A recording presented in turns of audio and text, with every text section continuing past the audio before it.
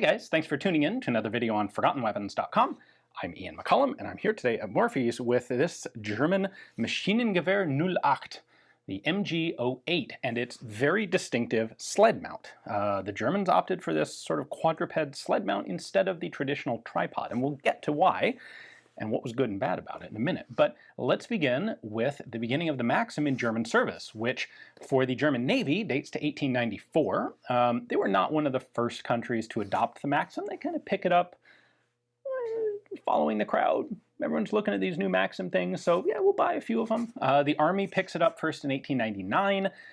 Then they have the big one the big early purchase was the MG01 in 1901. But still, this is relatively limited quantities. Like, this is the novel, high-tech, cool thing.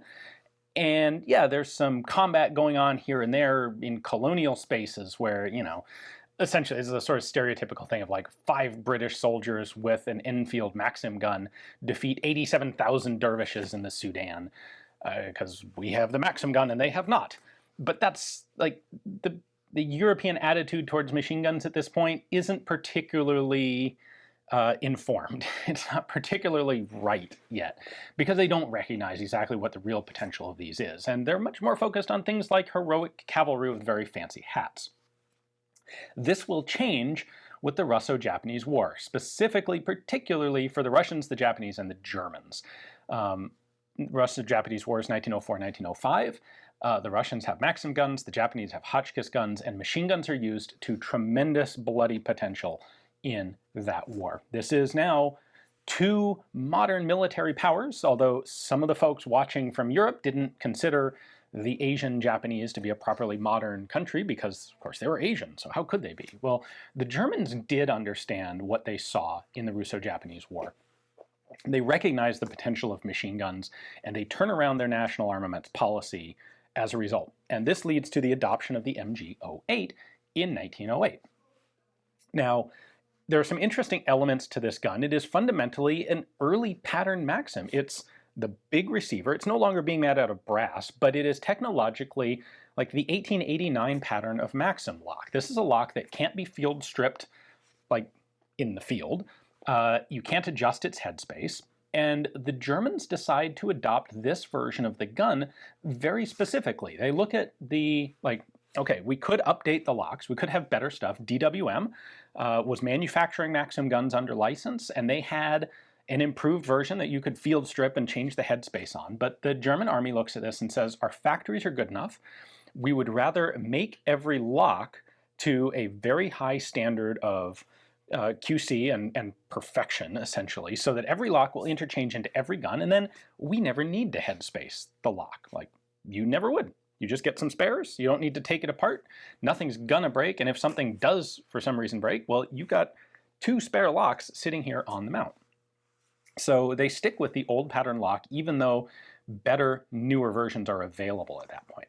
Anyway, they adopt the MG08. They start putting it into what is, by European standards, pretty significant production. When the war starts in August 1914, the Germans have 4,411 MG08s. Like, that's a lot. The other thing that the Germans did that other countries didn't necessarily do is they treated their machine gunners right. The machine gunners in the German army in World War I, well, at the beginning, prior to all of them getting slaughtered by shellfire, they were the elite troops. The cream of the crop, the best guys coming into the army went into the machine gun corps. They had the best equipment, they had the best drill, they had elan, esprit de corps, they were the top notch. There were some other armies, like in the Russian army, it's kind of the dregs got sent off to the machine gun corps. The British, for example, it's not that they sent the dumb guys to run the machine guns, but they didn't really respect the machine gunners. The prestigious branch was the cavalry for the British Army until World War I. Well, the Germans trained their gunners well. They had really good personnel in the machine gun corps, and the Germans had the machine guns, as far as Europe goes, really well fitted out at the beginning of World War I. So, these go into production at 2 different factories. There's a lot of subcontractors of parts, but 2 primary factories that are making these guns. DWM, which is Deutsche Waffen- und Munitionfabriken, and the Spandau National Armory. DWM starts production in 1908. Spandau's 1 year behind him in 1909. Obviously, when the war starts, production ramps up. In fact, interestingly, shortly after the beginning of the war, after the occupation of Belgium, Spandau expands and adds an extra production line for the MG08s, and they do it by taking all of the tooling from FN, which they have occupied in Liège in Belgium. FN was getting ready to manufacture Maxim guns, and so they had a lot of the tooling, and the Germans go, yoink, that's ours now, and they put it in Spandau and open up another production line of MG08s. So we'll talk about what happens at the end of the war, total production and all that in a minute, but first let me show you a few of the distinctive elements of the MG08, and also specifically its mount, because this mount has some pros and some cons, but is very distinctive. No one else really did a mount quite like the MG08 mount.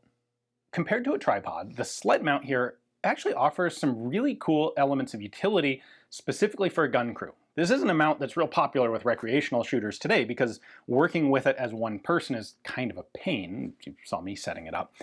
But if you have a proper trained gun crew like you're in the German army in 1913, you can do some cool stuff with this. So first off, this front section pivots. You can see obviously the pivot there as a unit. So you can raise or lower the gun by raising or lowering this, extending it out or back. For transport, basic transport of the gun in, you're not under fire or anything, you just extend this leg all the way parallel to the back legs, and you have two men carry it like a stretcher. These front feet are far enough apart that guy just stands there like this, and another guy at the back, and you can move it around much more easily than you could move a tripod-mounted gun all assembled like this. It's easier to bring the tripod and bring the gun separately, but when you got it all assembled, this is a nice setup.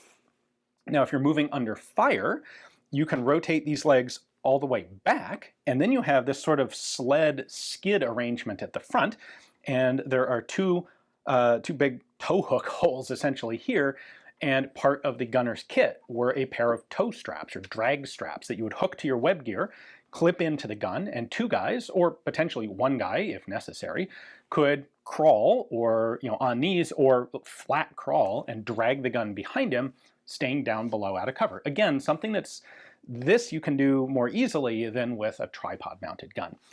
Finally, for one-man carry, there's an extra set of pads right here that maybe you can see there, and you can have the gun in this configuration and have a dude just pick it up, stand this thing up, and put his shoulders under these two pads and carry the whole thing essentially like a backpack. Now it's a little over 100 pounds, it's a heavy backpack, but that's a way that you can just pick up the gun and move it with it remaining fairly stable.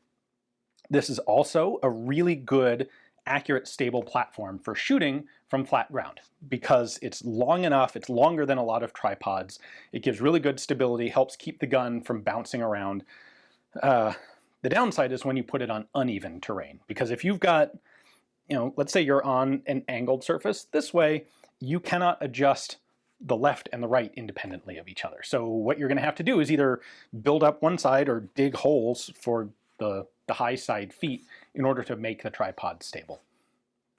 Now, World War I, there's less moving these things around in open, uneven terrain and a lot more setting them up in prepared positions where you're going to make a flat surface anyway. So I would rate this as a very good mount for a World War I machine gun. Let's start by looking at some of the markings here. Until 1917, all of these fancy markings were on the fusee cover. 1917, they start putting them on the top cover instead. So we have our serial number, 43,000. This is a 1918 production gun. It's an MG08 made by DWM in Berlin. Now here's an interesting little piece of trivia. That serial number was 43,231, and yet on the side plate and on most of the other parts in the gun, we have just 3231D. The D is the fourth block of 10,000 guns. That indicates 40,000 plus this number. But the way the Germans did it, and it's really unclear to me why they would do this, is they used a letter suffix on basically all of the parts except the main marking on the top cover, where instead of that letter suffix, they give it the numeral prefix and the full serial number. Like basically all Maxims, there is a safety mechanism built into the trigger here, so you would want to shoot this with your top finger over the top of the grips like that, but what you do is push this over with your thumb, and you can see it cams up this lever. This is the safety. If you don't lift that lever up, the trigger won't go in. But we have a thumb safety here, so you push it over with your thumb, and then you can push the trigger assembly in. These two, by the way, are both oil bottles and brushes built into the spade grips. This is a fairly common Maxim gun feature. So this one, the brush has broken off of that, but this originally you would have had one of these presumably filled with oil, and one of them filled with basically petroleum as a solvent. In 1912, the German army adopted a 2.5 power optical telescope to go on the MG08s. That's what this bracket on the side is for. It's dovetailed there, scope slides in, mounts there. There was actually armor manufactured for the MG08s. It's 4 pieces in total, and when I have a gun with a proper complete set of original armor, I'll do a video just on that. But originally there was 1 plate that covered the front of the water jacket. There is, by the way, usually a round plate here, which just acts as a flash hider because you get flash coming out these ports in the barrel booster. So a thin sheet here just to hide the flash, piece of armor here, a piece of armor over the top of the water jacket to protect it from shrapnel, and then you had 2 pieces of armor to protect the gunner, essentially 1 lower one and 1 upper one. We're normally used to seeing trunnions on the side of guns, but the MG08 and a few other Maxims as well, but this is the most common one to do it this way. It actually put the trunnions on the top and bottom. So if I lift this off, come on, there we go.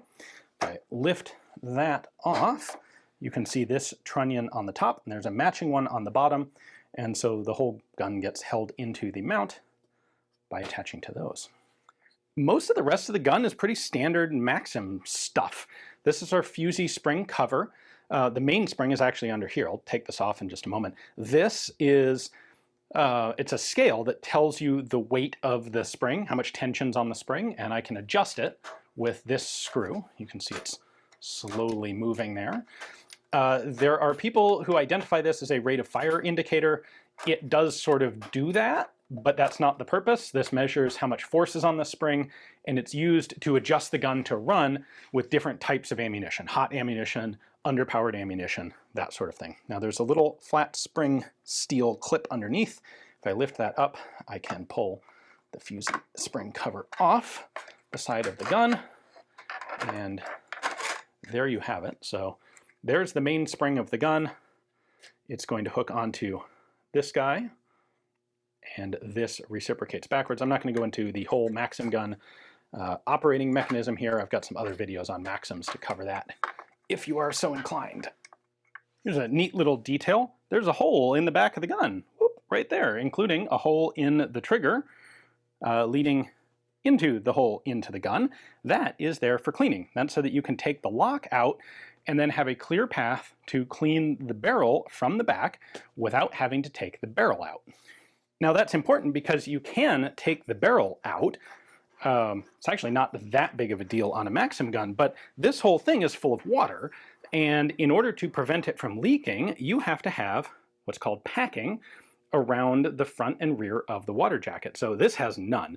There would have originally been some asbestos thread, basically, wrapped around here, and it would seal this so that water didn't leak out of the barrel jacket.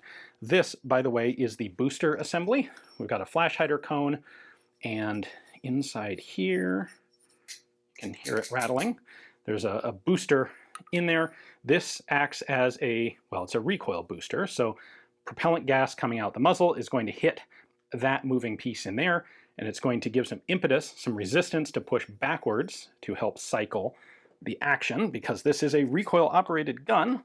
And there we go. The barrel moves back each time it fires. Anyway, I'm getting kind of off track here. If you don't want to have to remove this to clean the barrel and then have to repack it to reseal it, well, you have that hole so you can clean it from the back end of the gun. I mentioned the choice in having non-adjustable locks and how that led to the issuance of 3 locks per gun. That's where you would store one of your spare locks. The other one would be over here in that compartment. We also have a little clip here for a broken case extractor. Those are on your tripod here. There are a few other things that were also included on the mount that are not here. You can see some of these clips. There are a couple of different tools that would be on there. A set of tongs for pulling cases out. A spare barrel was included on the tripod. This would have been the chamber end of the barrel. And then it ran all the way up to here, and there's a little compartment right there to hold the muzzle. You got a spare barrel on there. In order to use this properly, the gunner would actually kneel on these two pads. Early in the war, these were leather. This is a late war tripod. There are a few different elements of it. It's missing. Early war guns would also have lubricant boxes here. These are canvas because they're late war, and they still have some of the original camo paint on them, which is amazing. I'm not going to actually kneel on those pads because they're well over 100 years old. But once you're using the gun, this is your elevation adjustment for fine adjustment, for fine elevation. If you want to move it more rapidly, what you can do is pull this lock back to unlatch it, lift that dial up. That disconnects the gearing in the mount, and then I can elevate or depress to any position, snap that back into place, and it locks where it was. And then for windage, for traverse, we have this slide. There's a relatively limited range of traverse available in the MG08, but again, typical World War I use, this is plenty. You'd be covering a specific sector of fire with the gun, and that'll do it. So if I want to lock this down, I can crank that back, just get a friction lock that's going to prevent the gun from moving. Production of the MG08 at DWM increases every year of the war. 1918, they made 20,000 of these guns. Spandau kind of does the same thing, except Spandau production ends at the end of 1917. In 1918, the Spandau Arsenal puts all of its production energy into 08-15 quote-unquote light machine guns. So total production numbers, Spandau made 54,000 of these during the war. DWM made about 52,000 of them. And now let's talk about numbers here. Let me give you some perspective on what World War I is like. So the German army has, let's just round it, they say have 4,000 of these at the beginning of the war. They manufacture, by January of 1918, they have manufactured another 86,000 of them. 20,000 were made in 1918. So 86,000 plus 4 that they started with, that's 90,000 MG08s. Like, try and wrap your head around that number. That is a massive number of machine guns. We know that in January of 1918, the German army had in inventory 32,000.